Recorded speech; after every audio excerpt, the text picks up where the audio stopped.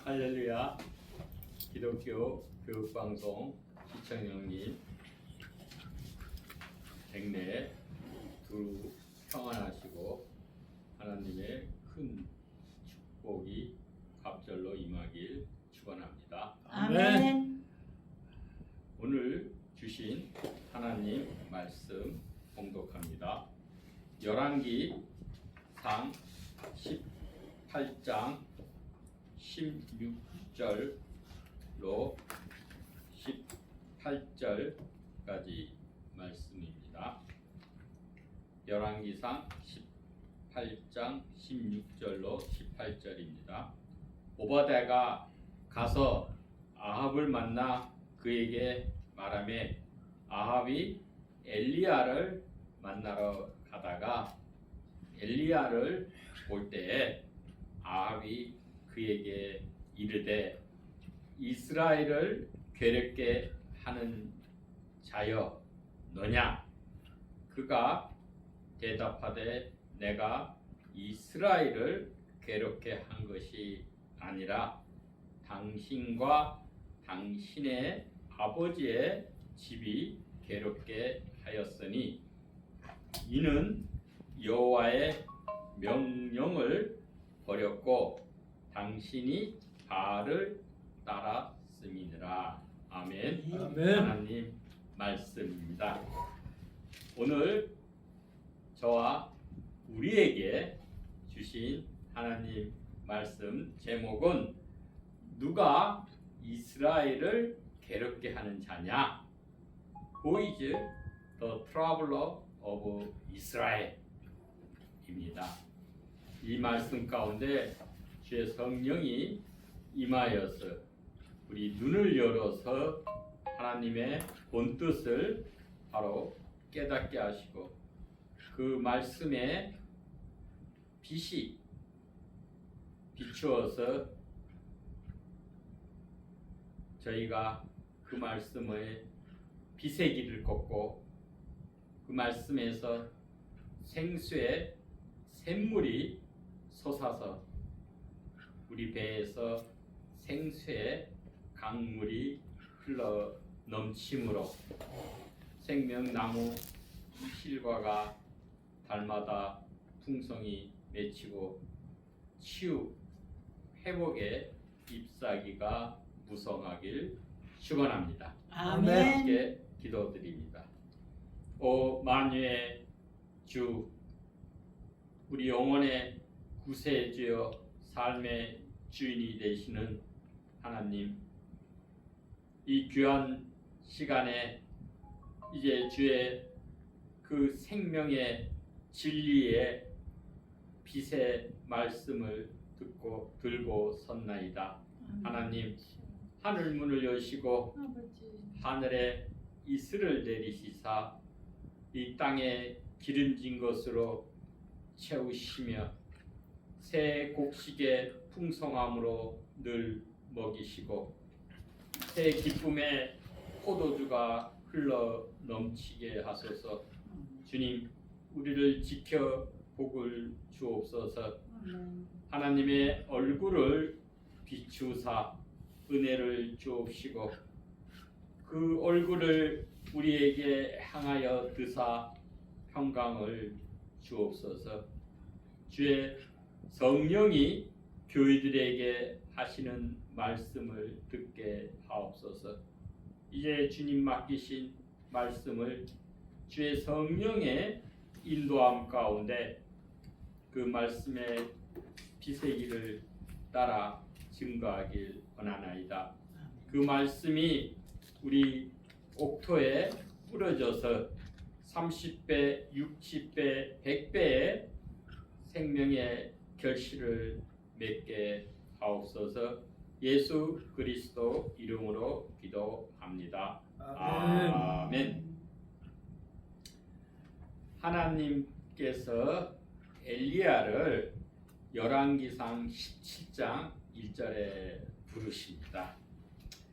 길르앗에 우거하는 자 중에 비셉 사람 엘리야가 아합에게 말하되 내가 섬기는 이스라엘의 하나님 여호와께서 살아 계심을 두고 맹세하노니 내 말이 없으면 수년 동안 비도 이슬도 있지 아니하리라 하니라 말씀이십니다.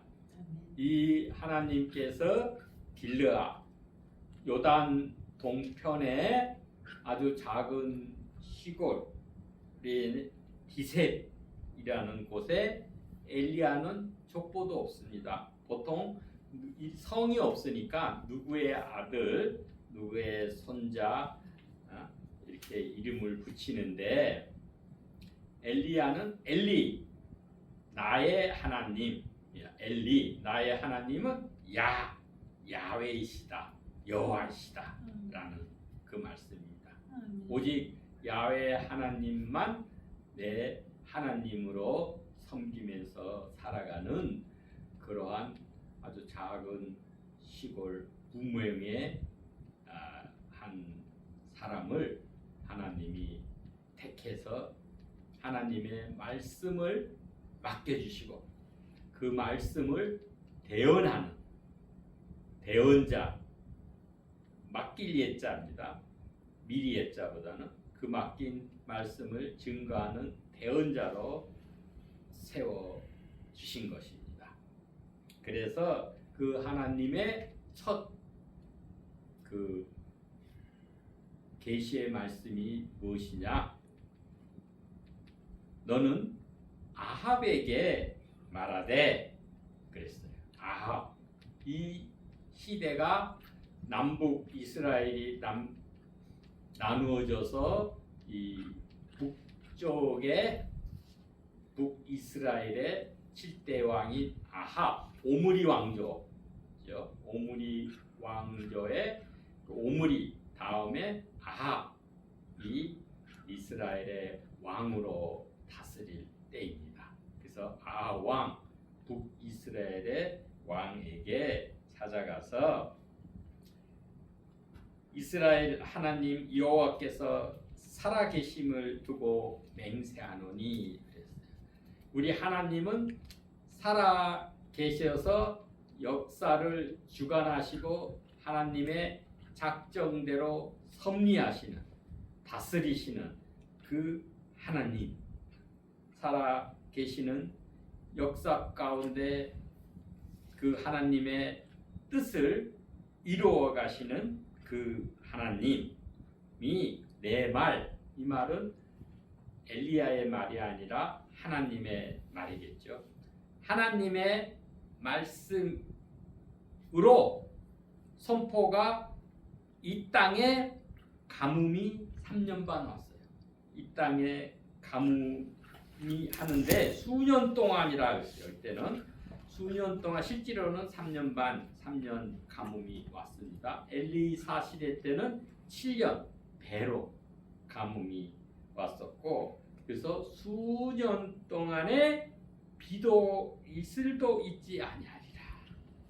이스라엘에는 비가 없어도 이 새벽녘에 내리는 그 이슬만 있어도 그 이슬을 먹고 그 식물들이 자라갑니다. 근데 비만 없는 게 아니라 보통 내리는 그 이슬조차도 없으면 정말 이 생명의 생존이 어려운 고난 중에서도 고난. 이거는 자연 현상이 아니라 비를 누가 내리십니까? 하나님께서 온 우주 천지를 창조하시고 비를 내리시는 분도 하나님이시고 이스라엘은 특히 비가 귀하니까 이른 비, 늦은 비를 내리시죠. 자, 추수할 즈음에 늦은 비를 한 10월 경에 내리시고 또 곡식을 뿌리는 때 이른 비를 내리시고 늦은 비를 그 파종할 때쯤 그때 겨울에 그 그 비를 내리십니다. 그 비로 이 땅은 좋습니다. 비만 내리면 풍년이 드는데 그 비를 주관하시는 분이 하나님이시다. 결국은 하나님은 복의 근원이십니다. 하나님은 생명을 창조하시고 생명의 근원이시기 때문에 생명에 필요한 것, 비나 이슬이나 그 필요한 모든 재반 여건을 하나님께서 준비해 주시고 내려 주시는 것입니다. 그런데 인간이 죄를 짓고 특히 하나님의 택한 백성이 하나님의 길을 가지 아니하고 하나님을 안 섬기고 다른 헛된 우상 바알 신을 섬기고 여기 하나님의 명령을 버렸다 그랬어요. 하나님의 명령을 버리고 헛된 바알 우상을 섬기고 그렇게 하면은 하나님께서 고난을 주십니다. 채찍 또한 이방인의 몽둥이로 깨닫게 하시는 것입니다. 징계를 내리셔서 그 징계를 받을 때 하늘을 쳐다보고 과연 이 모든 것의 주관자, 해결자는 야훼 하나님이시구나 라는 것을 깨닫고 하나님께로 돌아오게 하기 위해서 그래서 하나님의 택한 자는 하나님에서 끝까지 그 은혜의 수단을 통해서 말씀과 기도와 성례와 또한 성도들의 도움, 공동체 돕는 자를 통해서 끝까지 성도의 견인으로 성화를 이루어서 천성 하나님 나라의 영화로 이르게 하시는 것입니다. 그런데 이때는 바알이 우상을 섬기고 하나님의 말씀을 따르지 아니하여서 하나님께서 이 북이스라엘 땅에 이 요단 동편의 그 무명의 또한 시골의 이 엘리야를 불러서 그 하나님의 말씀을 맡기시어서 그 말씀을 선포하시도록 그렇게 하시는 것입니다. 그래서 이 3년 동안에 비가 오지 않았습니다. 그리고 엘리야는 하나님의 사람은 하나님이 말씀하신 대로 행하였습니다. 엘리야 보고 너는 이 선포를 하고 나서 숨으라 그랬어요. 그래서 그러면 하나님 말씀대로 숨어요. 어디 숨느냐? 그리 시냇가에 가서 숨으라.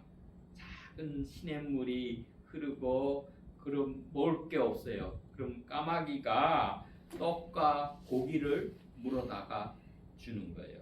그러면 아침에 저녁에 2번씩 매일 떡과 고기를 물어다 주고 그리 시냇가에 물을 마시면서 한동안 여러 날을 지냈어요. 근데 가뭄이 더 심해 가니까 그 그리 시냇가 그 시냇물마저 말랐던 것입니다. 그래서 이제는 하나님께서 일어나 이 시돈에 속한 사르밧으로 가라. 거기 그 과부를 만나서 과부에게 음식을 받아 먹고 살아라 하신 거예요. 놀라죠. 시돈이 어떤 것입니까? 이세벨의 고향입니다. 페니케아 바알 숭배의 근거지, 본거지로 가는 거예요. 네. 그 이스라엘만 그때 가뭄이 아니라 이 시돈 땅도 마찬가지로 가뭄이고 그 시돈 땅에 가서도 부잣집에 가서 여유 있게 지내라는 것이 아니라 이 17장 10절에서 보면은 이 사르밧으로 갔는데 그 성문에 이를 때 한 과부가 그곳에서 나뭇가지를 줍는지라 그랬어요. 그래서 그 나뭇가지를 줍는 한 과부에게 엘리야가 얘기하기를 그릇에 물을 조금 가져다가 내가 마시게 하라 했어요. 그가 그 가지러 갈 때에 엘리야가 그를 불러 청하건대 내 손에 그 과부 손에 떡 한 조각을 내게 가져오라 한 거예요. 그러니까 이 가난한 이 과부는 내가 야훼 하나님의 살아계심을 두고 맹세하노니 나는 떡이 없고 다만 집에 이 가루 한 움큼. 가난한 사람은 보리를 먹겠죠. 부자는 밀가루 먹는데 그 가루 한 움큼이 있고 기름 조금만 남았습니다. 그래서 내가 이 나뭇가지를 주워다가 나와 내 아들, 과부니까 남편도 없고 내 아들 있는데 내 아들의 마지막 식량으로 이것을 음식을 만들어 먹은 후에 내가 죽겠습니다 라는 그런 뜻이에요. 그런데 그 과부 이제 그 마지막 남은 양식 이거 먹고 과부와 아들이 이제는 양식이 뚝 끊어진 거예요. 거기서 구할 데도 없고 줄 저기도 없고 그래서 이제는 이거 먹고 이제 굶어 죽겠다라고 하는 그 과부에게 엘리야는 내 손에서 떡 한 조각을 내게 달라 이거예요. 이 둘이 먹고도 지금 부족한 그것을 그때 엘리야 여기서 이제 믿음이 발동됩니다. 13절에 엘리야가 그 과부에게 이르되 두려워하지 말고 가서 내 말대로 하려니와 먼저 아주 중요한 거예요. 먼저 그 나라와 의를 구하라 그랬어요. 우리가 있는 것 중에 우선순위, 삶의 우선순위 무엇이 가장 중요합니까?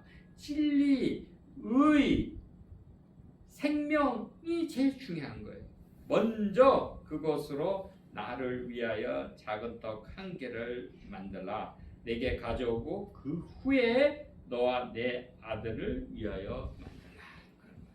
이 두 과부와 이 아들 이 먹을 것도 한 끼 먹을 것도 부족한 것인데 그때 엘리야에게 먼저 주고 남은 것으로 니네들이 먹어라 그런 거예요. 그때 14절에 중요합니다. 이스라엘 하나님 여호와의 말씀이 나 여호와가 비를 지면에 내리는 날까지 지금 가뭄이야. 똑같이 그 페니키아도 바로 이스라엘 옆 동네니까 그 가뭄 시절이에요. 그래서 가뭄이 해갈될 때까지 그 통에 가루가 떨어지지 아니하고 그 병에 기름이 없어지지 아니하리라 하셨네요. 너가 이 남은 그 가루 조금 또 그 기름에 조금 가지고 음식 뭐겠어요? 빵을 만들어서 나한테 먼저 주면은 하나님이 역사하셔서 이 가뭄이 끝날 때까지 내 집에 양식이 떨어지지 아니한다 한 거예요. 그 말을 듣고 그래도 이 이방 여인이 이제 배수진이에요. 사실 그거 죽고 몇 시간 더 사나 있잖아요. 어차피 그거 다 먹어도 한 끼인데 며칠 살겠어요. 근데 이 하나님의 이름으로 선포하니까 그 말씀이 받아들여진 거예요. 가서 그 말씀에 순종합니다. 우리 생명을 살리는 길은 우리가 하나님 말씀을 먼저 들어야 돼요. 이 땅에 가뭄이 하나님 말씀이 없는 게 진정한 가뭄입니다. 하나님 말씀이 비고 양식이고 생명수가 되는 것이에요. 생명의 빛이 되고, 그래서 생명이 자라려면 생명의 빛이고 우리의 생수가 되고 양식이 되는 그 하나님의 말씀을 듣고 그거를 내가 받아들여요. 아멘. 순전하고 온전한 마음으로 받아들여요. 그 믿는 거예요. 그리고 순종하는 거예요. 믿음이 있어야 순종을 합니다. 하나님 말씀을 들어도 믿음이 없으면 순종할 수가 없어요. 그래서 15절에 그가 가서 엘리야의 말대로 하였다니 중요한 거예요. 기적은 엘리야가 누구예요? 하나님이 주신 말씀대로 엘리야가 행한 거예요. 순종하셨죠. 또한 선포한 거예요. 또한 이 이방 여인입니다. 이스라엘 여인도 아니고 이방 여인인 과부도 그 하나님의 말씀을 전하는 엘리야의 말대로 하였 거예요. 그대로 우리가 즉시 온전히 순종하였을 때 그와 그 과부와 엘리야와 그의 식구가 여러 날 먹었으나 그랬어요. 아멘. 여기 식구라 그랬어. 아까는 아들이라 그랬는데 아마 옆에도 친척들이 있었을 거예요. 그죠? 그러면은 야, 이 과부 집에 아무것도 먹을 거 없으니까 누구도 이거 진짜 거들떠 보지 않았는데 이 양식이 안 떨어진다. 계속 살아가니까 아마 다 와서 같이 먹었을 거예요. 아멘. 그때 인색하지 않고 그들이 찾아왔을 때 이웃과도 함께 찾아와서 구하는 자에게, 그래서 이 식구가 여러 날 먹었으나 16절에 여호와께서 엘리야를 통하여 하신 말씀같이 하나님의 말씀은 반드시 성취됩니다. 이걸 믿는 게 큰 믿음이고 그것에 순종하면 역사가 있습니다. 그래서 말씀대로 통에 가루가 떨어지지 아니하고 병에 기름이 없어지지 아니하니라 한 거예요. 그 말씀은 반드시 한 올도 땅에 떨어지지 않고 말씀하신 대로 성취하게 되는 것입니다. 아멘. 그 말씀의 대로 행하는 것. 그 다음에 18장 1절에 이제 많은 날이 지나고 우리 3년 또는 3년 반이 지나서 제3년, 여기는 3년이라고 했어요. 야고보서는 3년 반이라고 했지만 뭐 아무튼 제3년에 3년이 이제 가뭄이 된 겁니다. 그래서 여호와의 말씀이 엘리야에게 임하여 이르시되 너는 가서 아합에게 보이라. 내가 비를 지면에 내리리라.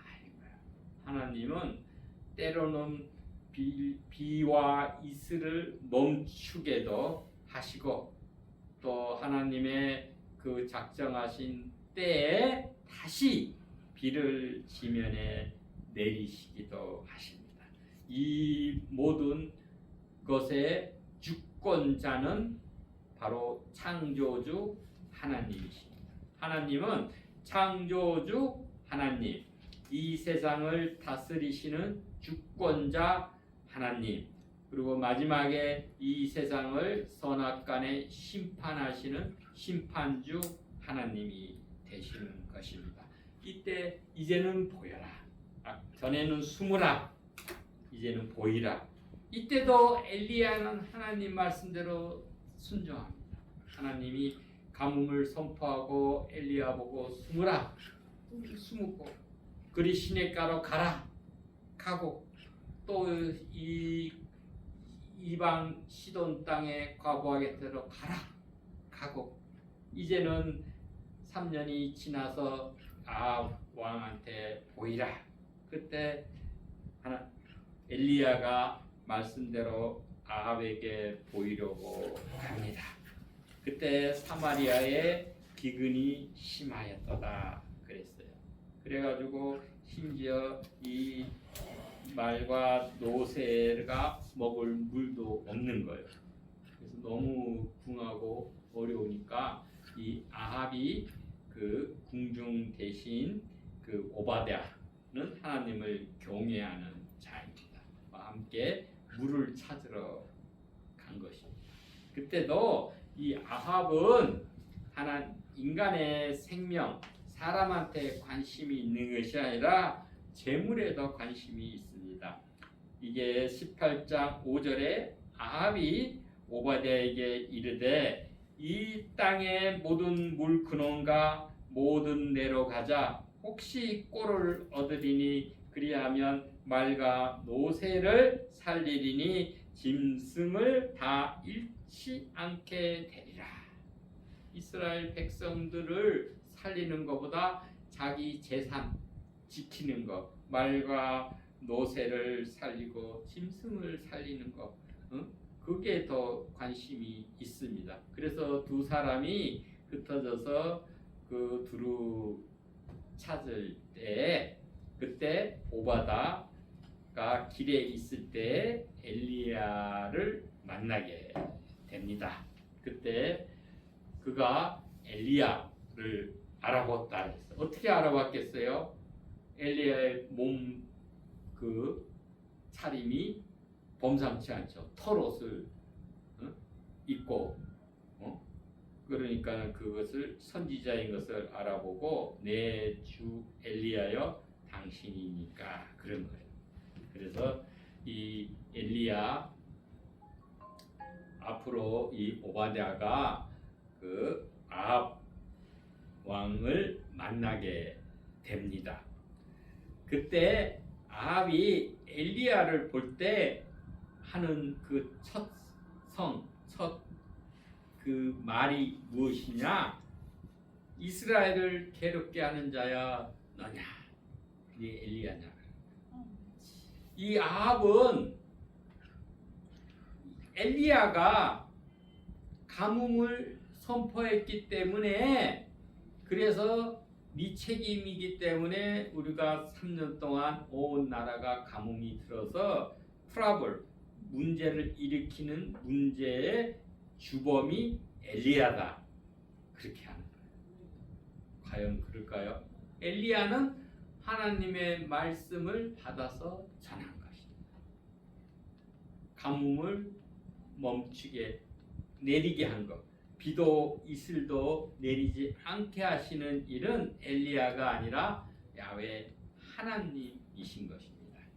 그럴 때 어불성설이죠. 그럼 왜 하나님께서 이 땅에 가뭄을 내리셨냐? 그 이유가 중요한 것입니다. 이 사랑의 하나님께서 왜 하나님의 택한 백성들한테 이 고난의 그 가뭄의 징계를 내리시느냐? 그게 중요합니다. 18절이 있는 거예요.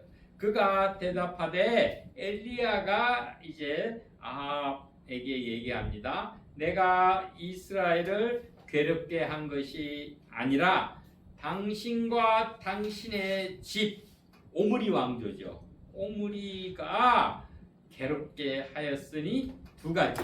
뭡니까? 여호와의 명령을 버렸고, 또한 당신이 바알들을 따랐습니다. 그런 거예요. 두 가지. 하나님의 명령을 버렸다. 그 지금 두 인물들이 있죠.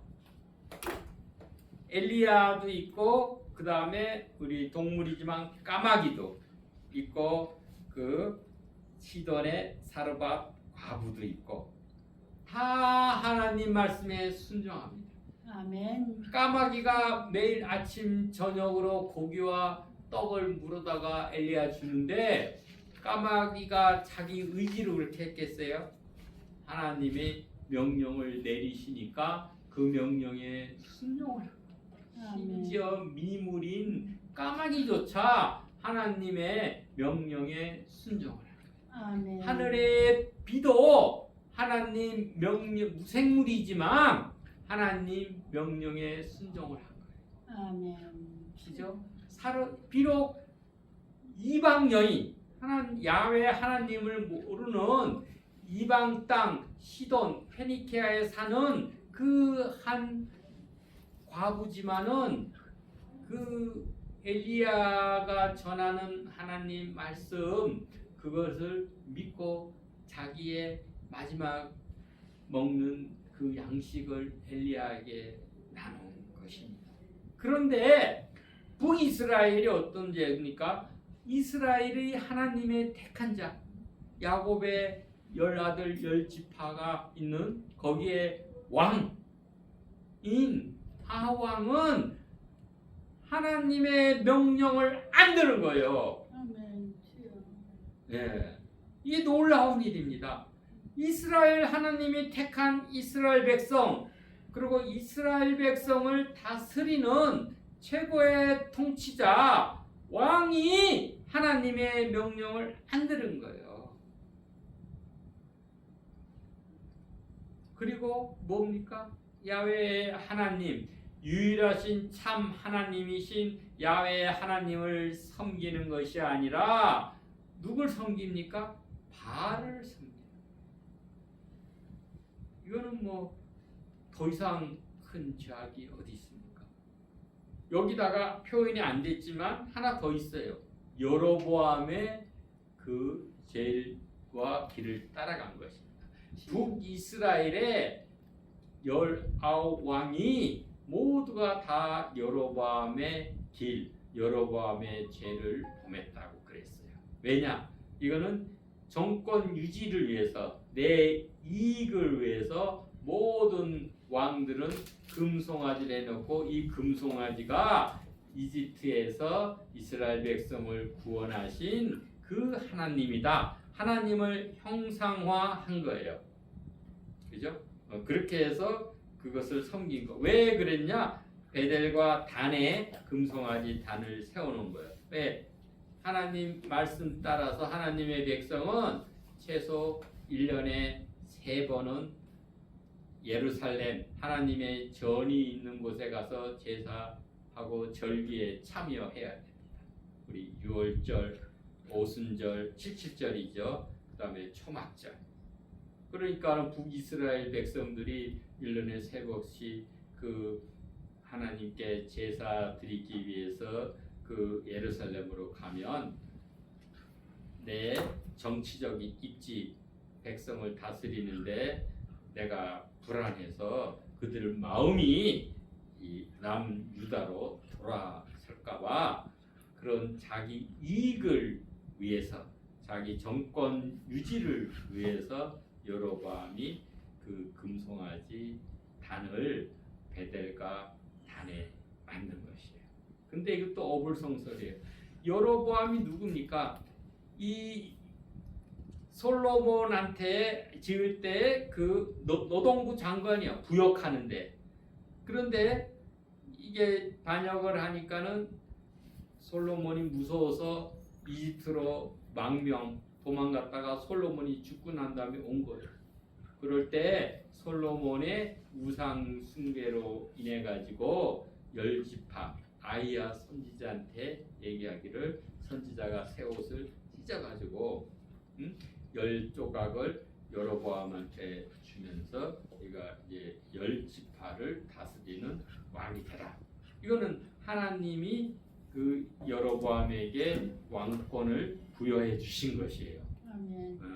그럼에도 불구하고 그 자기 생각으로 자기가 스스로 내 정권 인기 관리 나를 위해서 우상을 만들어서 그거를 자기 그 위를 보존하겠다 그런 거예요. 그런데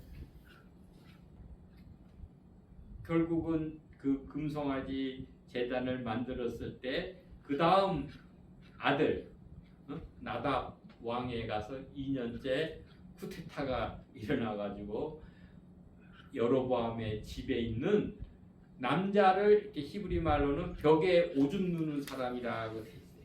그러니까 벽에 오줌 누는 사람, 그 남자는 그 싹 씨를 말린 거예요. 멸문지화를 당하게 된 것입니다. 이게 그러니까 우리가 진짜 이 가뭄의 원인이 뭐냐? 하나님의 명령에 불순종하고 하나님 말씀을 듣지 않고 들어도 그것에 따르지 않고 또한 하나님만 섬기고 예배해야 되는데 하나님 외에 우상을 자기를 위해서 우상을 만들어서 섬길 때에 그때 이 하나님의 징계로 가뭄이 오는 것입니다. 하나님의 징계 방법은 가뭄을 주고 때로는 외적 이방인을 몽둥이로 사용해서 이방이 침략을 해오게 돼서 그리고 나서 이때까지 자기가 농사짓고 이때까지 쌓아놓던 모든 것을 다 노략질 탈취당합니다. 그거 정신 차려야 돼요. 이때까지 내가 모아놓은 뭐합니까? 허망한 것으로 다 빼앗기는 거예요. 남들이 다 빼앗아 가게 되고 그리고 질병이 임하고 불이 임하고 급기야는 전쟁이 일어나서 목숨마저 상하게 되는 것입니다. 이게 그래서 우리도 마찬가지예요. 우리 집안에 괴로움이 있습니까? 트러블, 문제가 있습니까? 가뭄이 있습니까? 어떤 재난이 있습니까? 우리 국가에도 마찬가지입니다. 이때는 우리가 하나님을 바라봐야 됩니다. 하나님께서 혹이 이 문제를 주시는 것은 하나님의 백성이 돌이켜 잘못된 길을 간 것을 돌이켜 다른 길을 가고 하나님 말씀에 불순종인 것을 돌이켜 그 말씀을 따르고 순종하고 또한 헛된 나를 위해서 헛된 우상을 섬기는 것에서 돌이켜 야훼 하나님을 전심으로 섬기게 해야 되지 않느냐. 우리가 성찰을 하고 회개를 해야 하는 것입니다. 아멘. 이것을 남한테 핑계하면 안 돼요. 이 아합은 자기를 고치는 것이 아니라 그 가뭄을 그것을 자기 죄를 지적하고 깨닫게 하는 그 하나님의 사람 엘리사 말씀의 대언자에게 뒤집어 씌웁니다.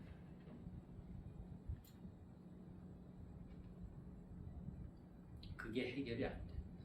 그런데 결국은 가뭄을 해결하는 자가 누구냐? 이 중요합니다. 갈멜산에 그래서 엘리야가 다 뭐라 이가 너가 왜 바알 신이 이 폭풍의 신이고 비를 내리는 신입니다. 그 너가 그래서 이 이세벨이 올 때 이 바알 그의 열렬 신자가 돼 가지고 이 수도 사마리아에 바알 신전을 지어놓고 국가에서 후원을 하는 거예요. 바알 우상 숭배자를 제사장들을 그래가지고 바알 제사장이 450명이고 이 아세라 제사장이 400명을 기른 거예요. 그래서 다 갈멜산으로 그들을 오게 해라 해가지고 엘리야 해를 단신 한 사람이 바알 선지자 450명과 그 제단을 쌓아놓고 그 위에 나무를 올려놓고 그 위에 제물 송아지를 올려놓고 하늘에 제사를 지내서 하늘에서 불이 임해서 이 제단을 태우면은 그게 그 분이 바로 진정한 하느님이시다라는 것을 대결을 하게 되는 것입니다. 이때 흔쾌히 바알 선지자들이 응한 것은 바알의 주특기입니다. 그 고대 근동 때는 다 이 신들이 지역신이야. 자기가 관장하는 지역이 있고 다 신들마다 주특기가 있습니다. 이 바알이 주특기가 비를 내리고 이 불을 내리고 폭풍을 하는 게 주특기니까 이건 내가 제일 자신 있는 건데 그래가지고 다 응한 거예요. 그랬을 때 바알 선지자 450명이 온 종일 해도 아무 응답이 없는 바알 신은 거짓신 내가 내 자신을 위해서 만들어낸 우상의 헛된 우상에 불과한 것입니다.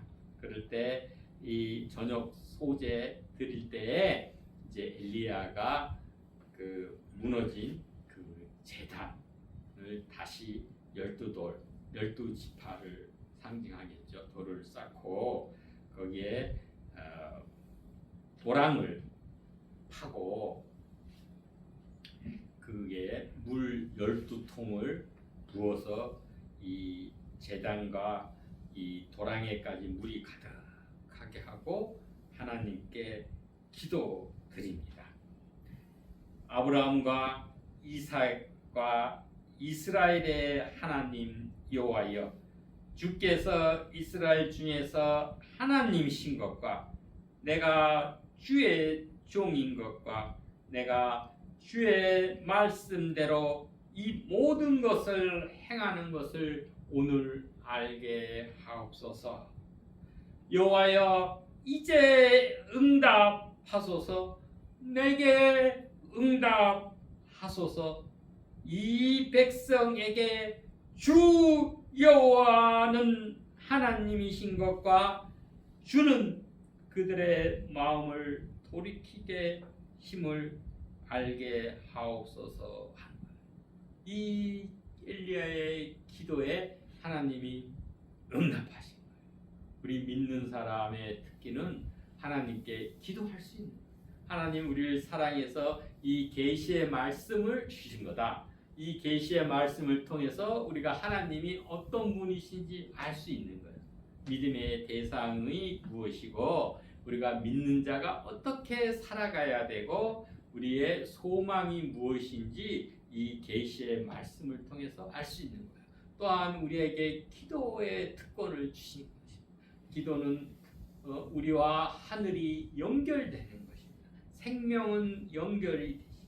생명의 근원이신 복의 근원이신 하나님과 연결이 되는 거예요. 기도할 때 하늘에서 불이 내려서 번제물과 나무들과 돌과 흙을 태우고 또 도랑에 물까지 핥은지라 그랬어요.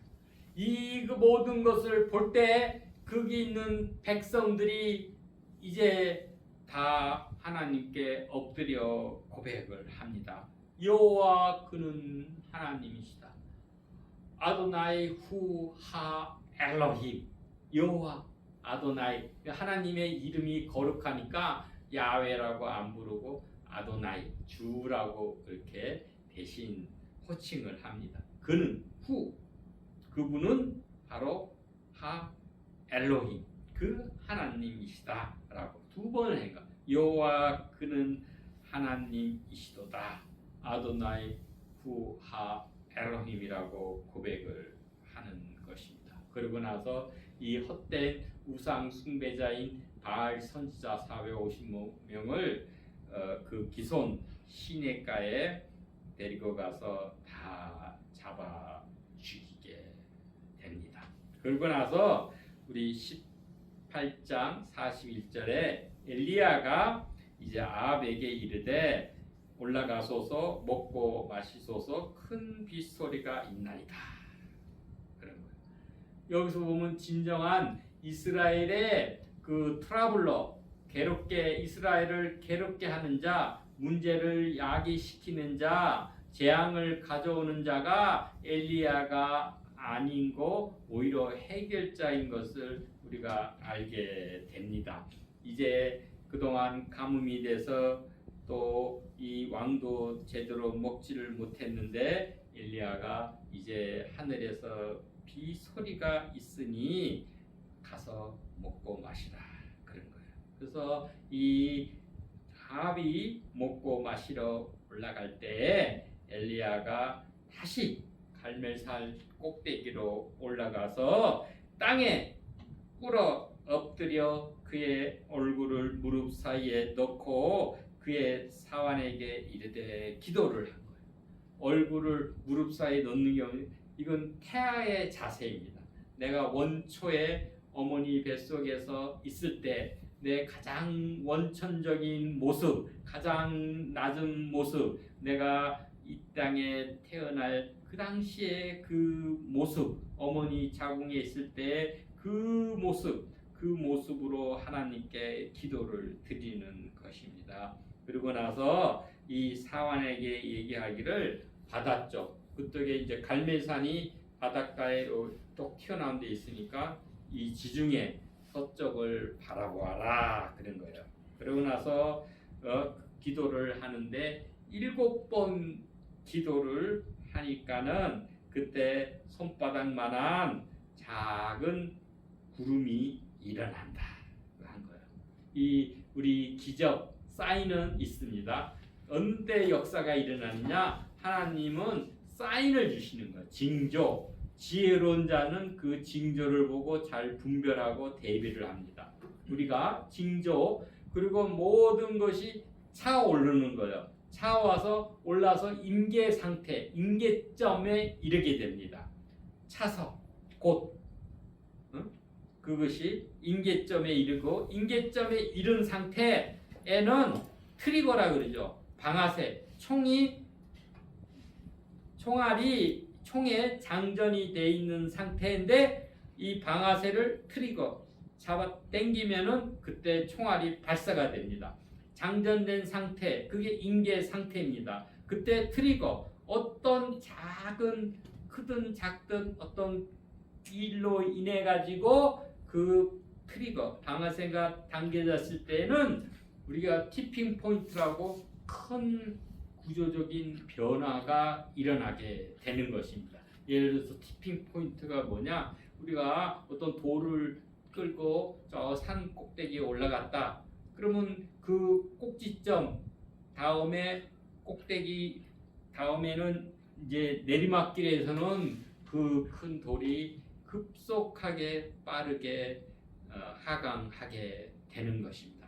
그래서 그 임계점을 넘어갔을 때 그때 급격한 변화가 있는 것입니다. 그렇기 때문에 지혜로운 자는 우리가 먼저 하나님의 징조를 보고 우리 시대가 임계점이구나 그러면은 그게 트리거가 오기 전에 잘 대비해서 급격한 변화에 대비를 하는 것입니다. 네, 그래서 이 작은 구름, 손바닥만한 작은 구름, 그것이 큰 비를 몰고 오는 것입니다. 우리한테 작은 소망, 작은 징조, 그 작은 일이 있다고 해서 그거를 무시하면 안 됩니다. 이 손바닥 3년 가뭄을 온 전국에 내렸는데 이 손바닥만한 작은 구름에서 비가 와봐야 얼마 오느냐? 그걸로 해결이 되느냐? 우습게 여기는 것이 아니라 그건 징조, 하나의 사인이고 그로 인해서 큰 비가 내려서 3년의 동안 가물었던 가뭄이 이제 다 해소가 되는 것입니다. 이런 하나님의 역사가 우리한테 일어나기를 축원합니다. 아멘. 이런 가뭄에 어려움에 재앙에 곤고에 고난에 그 중에 있을 때 우리가 하나님께 엘리야처럼 기도함으로 하늘의 문을 여시고 하늘에서 여호와의 불을 내리시고 그 많은 백성들이 야훼 하나님을 고백하고 그리고 그가 기도할 때 이 지중해에서 손바닥만한 작은 구름이 떠올라서 그 구름으로 인해서 큰 비가 하나님의 큰 은혜와 축복이 임하길 축원합니다. 아멘. 그래서 그 비를 해결한 자 결국 누굽니까? 진정한 이스라엘을 괴롭게 한 자는 하나님께 불순종하고 야훼 대신에 우상 숭배 바알을 섬긴 그 이스라엘의 통치자 아합 왕인 것입니다. 이스라엘의 문제를 해결한 사람은 결국 하나님이시고 또한 그 엘리야의 기도였던 것입니다. 근데 이게 대를 이어서 똑같이 일이 반복이 됩니다. 언제 되느냐? 열왕기하 이제 9장에서 반복이 됩니다. 우리가 열왕기하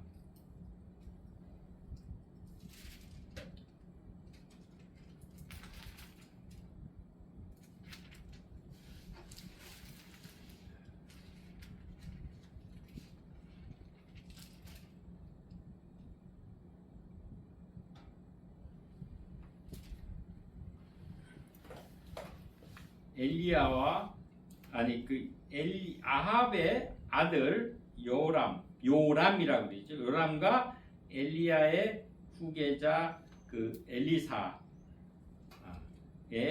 그때도 똑같은 경우가 그 반복이 되는 것입니다.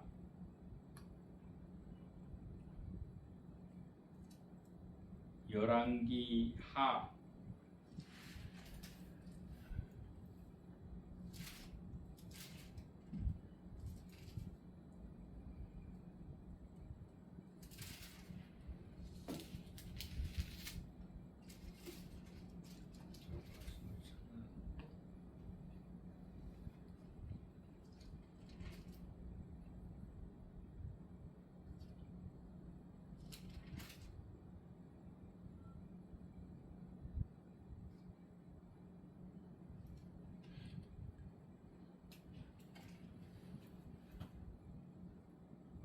예, 6장입니다. 이거 내가 표시를 잘못해놨네요.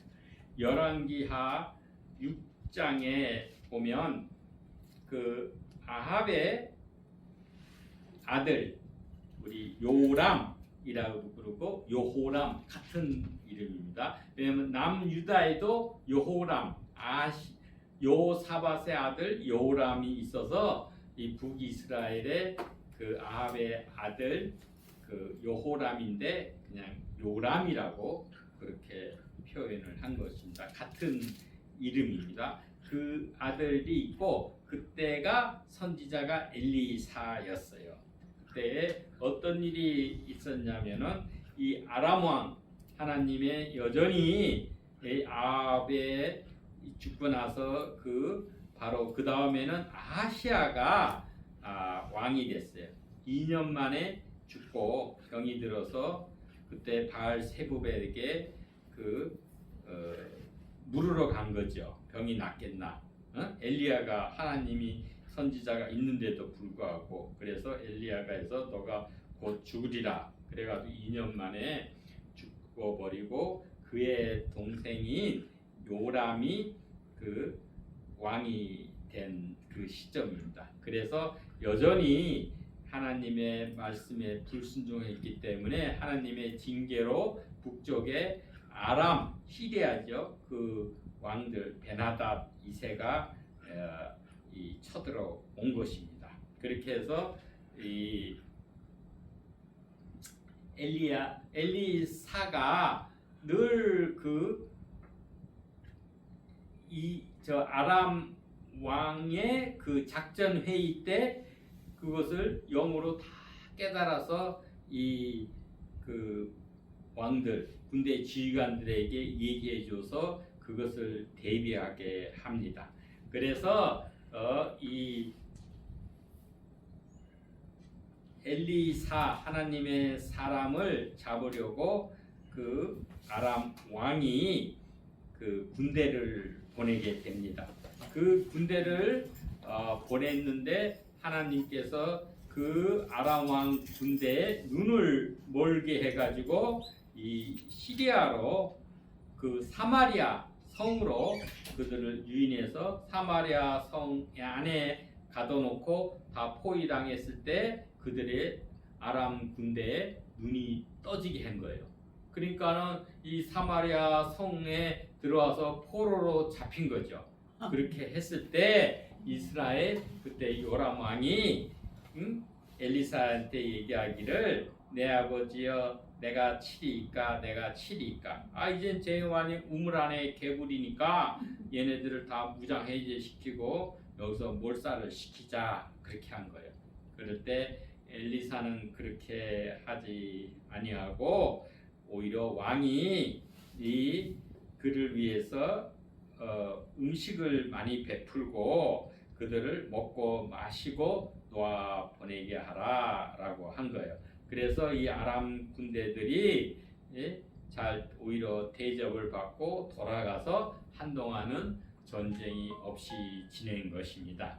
그럴 때 또 세월이 지나가지고 여전히 이스라엘이 죄에서 회개치 않고 그 죄를 범하니까 아람의 왕 베나닷이 이제 다시 그 군대를 몰고 사마리아를 애웠어. 이제 다 뺑뺑 고대 그 운동에는 전쟁이 그 성을 애워싸는 것입니다. 그 성을 허물고 침략하긴 힘드니까 애워싸서 이제 굶어 죽게 만드는 것이에요. 어떤 물자도 들어오고 나가고 하지 못하게 그렇게 해가지고 그 안에 물가가 어마무시하게 오르게 된 거예요. 그래서 나귀머리 하나에 은 80세겔이고 비둘기똥 하나에 4분의 1값 엄청난 인플레이션 물자가 궁핍하게 된 것입니다. 그리고 심지어는 어떤 여인들까지 먹을 게 없으니까 오늘은 내 아들을 삶아 먹고 내일은 너 아들을 삶아 먹자 이렇게 한 거예요. 그런데 자기 옆에 집 아이는 그것을 배고파서 삶아 먹었는데 막상 내 아이를 먹게끔 내어주기가 너무 안타까우니까 그것을 자기가 안 한 거예요. 내 아들은 못 내주겠다 이런 거예요. 그러면은 이웃집에서 야 어제는 너 내 아들은 내놔서 먹었는데 왜 네 아들은 안 내놓느냐 이래가지고 그 왕한테 하소연을 하러 온 것입니다. 이러한 어떤 이게 그 천륜이 어기는 거예요. 이러한 때까지 그 심각한 그 기근의 상태에 빠지게 된 것입니다. 그때 이 똑같은 거예요. 이 요람 왕이 열왕기하 6장 3절에 보면 왕이 이르되 사밧의 아들 엘리사의 머리가 오늘 그 몸에 붙어 있으면 하나님이 내게 벌 위에 벌을 내리실지로다 하니라 그런 거예요. 그죠? 똑같죠. 이 뭐냐면 이스라엘 왕들은 정치가잖아요. 그러면은 이 가뭄이 들고 이 기근이 오고 이런 거는 누구예요? 정치가가 정치적으로 자기 책임 부담이 되는 거예요. 그 자기가 희생양이 되기 싫으니까 오히려 여기에 대한 문제에 대한 희생양으로 그 엘리사가 이게 책임이 있다 이렇게 전가를 시킨 것이죠.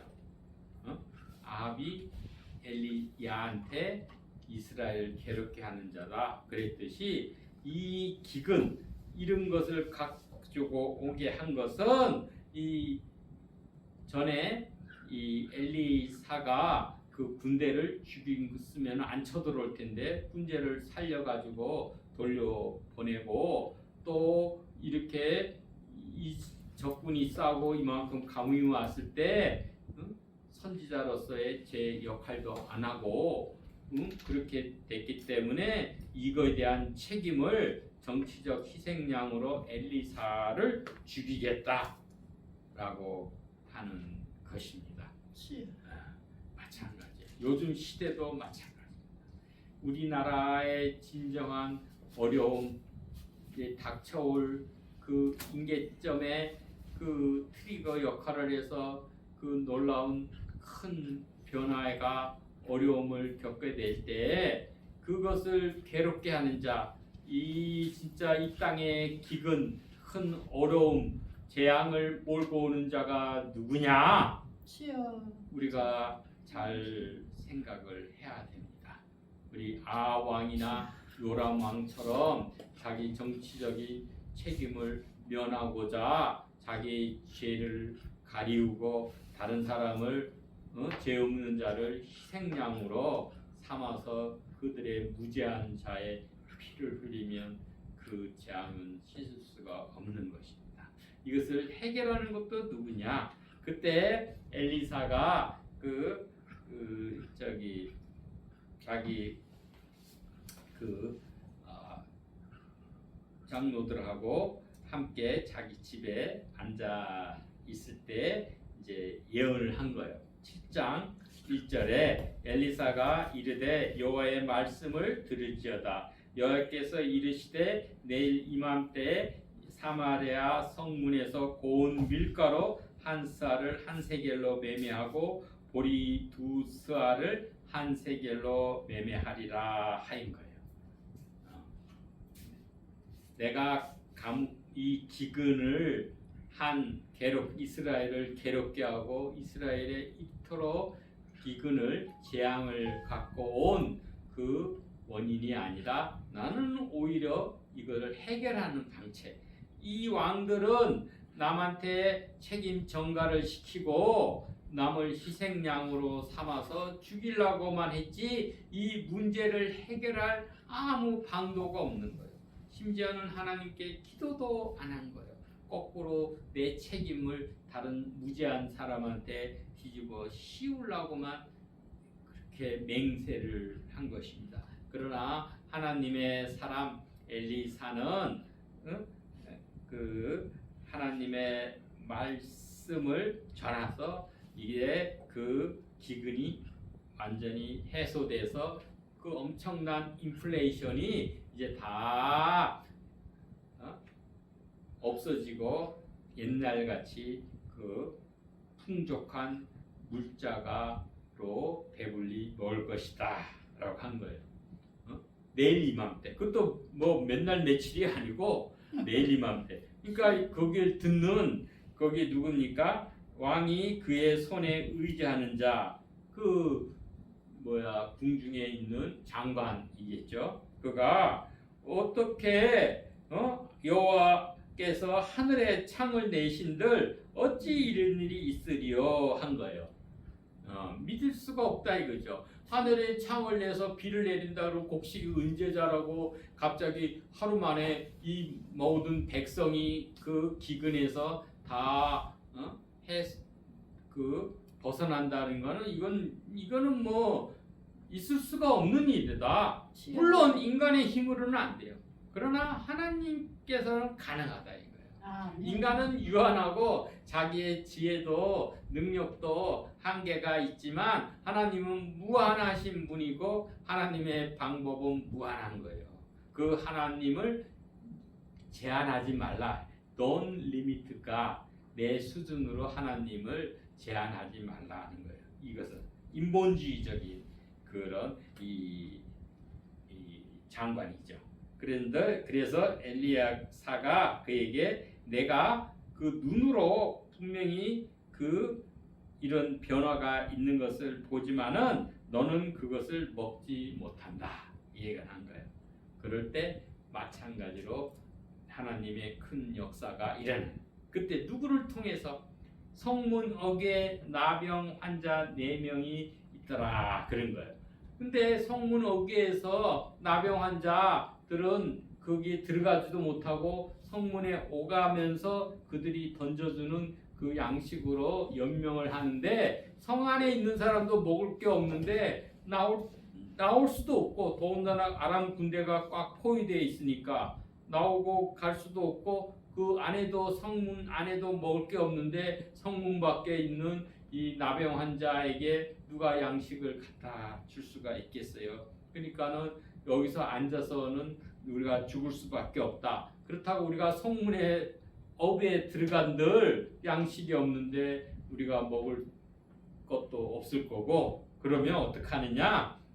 이판사판이다 이거죠. 오히려 적군인 아람 군대는 음식이 풍성하니까 차라리 그들한테 가서 항복을 해서 그들이 노예가 되더라도 그 전쟁 포로가 되더라도 그들에게 양식이 있으니까 그들이 우리를 불쌍히 여겨서 먹여주면은 그대로 먹을 거고 뭐 그들이 뭐 악해서 우리를 죽이면 죽는다 이거예요. 어차피 여기 앉아서 굶어 죽으나 적진에 가서 거기서 뭐 맞아 죽든 칼에 죽으나 마찬가지다. 거기는 혹시 어떤 자비가 있을지 모르지만 내가 앉아 있으면 100% 죽는 거죠. 앉아 있으나 성읍에 들어가나 100% 확률로 죽는 거예요. 그러나 적진에게는 또 하나님의 은혜가 있고 혹시라도 포로가 되더라도 밥은 주잖아요.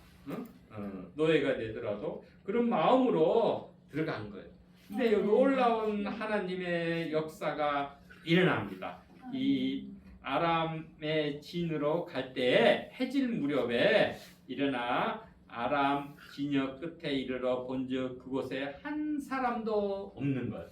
그 군인들이 다 그 자기의 물자는 다 고스란히 두고 맨 빈몸으로 걸어만 나살려라 하고 다 도망을 가버린 것입니다. 왜 그렇게 했느냐? 주께서 하나님께서 아람 군대로 병거 소리와 말 소리와 큰 군대 소리를 듣게 하셨으므로 아멘. 아람 사람이 서로 말하기를 이스라엘 왕이 우리를 치려하여 햇사람 북쪽에서 햇사람의 왕들과 남쪽에서 애굽 왕들에게 값을 주고 그들을 우리를 위해서 오게 하였다 한 거예요. 그래서 그들이 해질녘에 일어나서 급히 도망을 하게 된 것입니다. 아멘. 이들이 생각하기가 이 문둥병자 4명이 걸어오는 그 소리가 마치 진짜 천군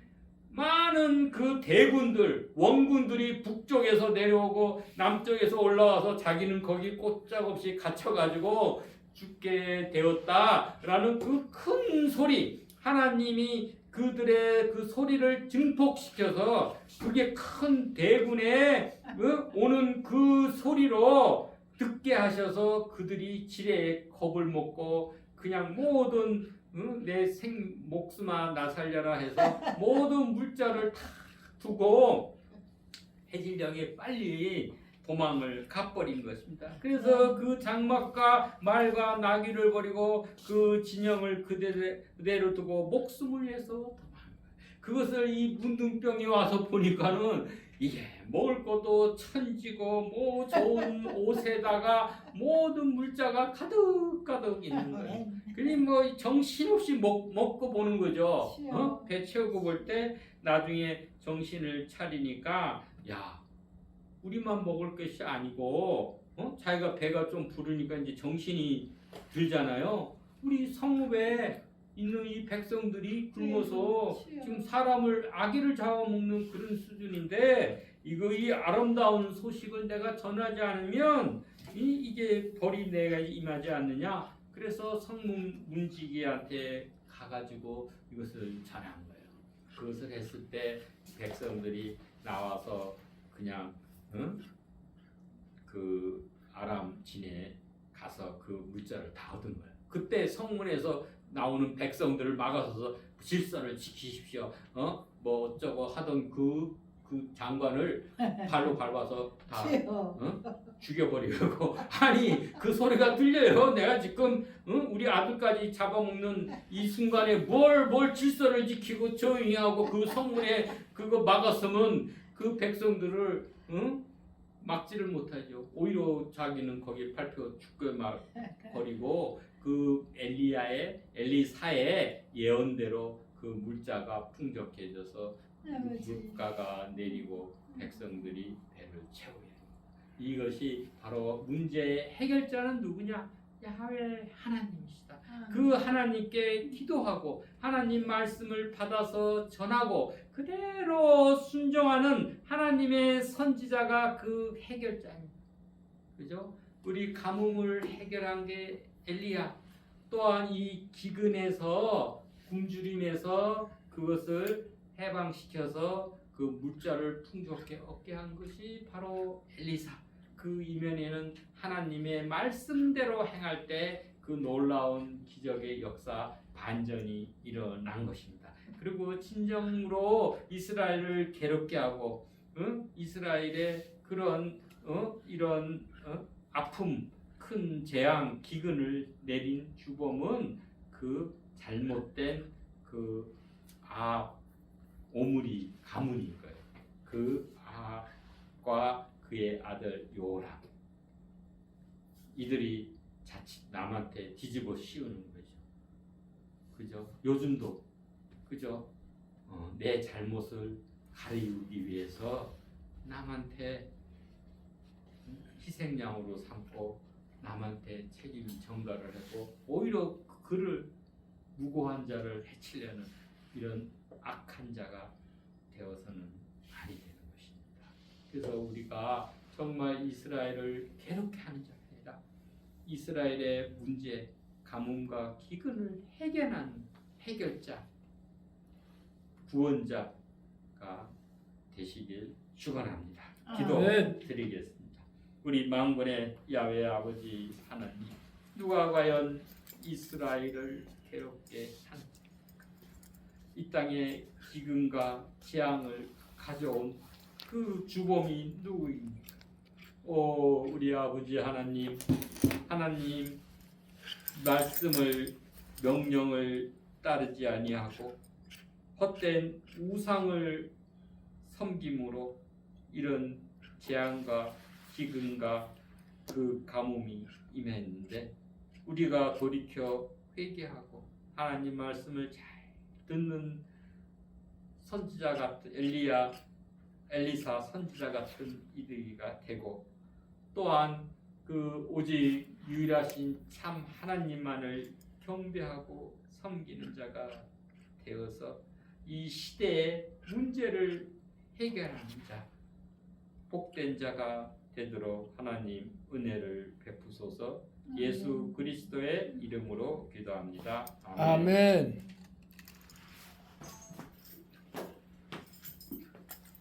헌금 기도.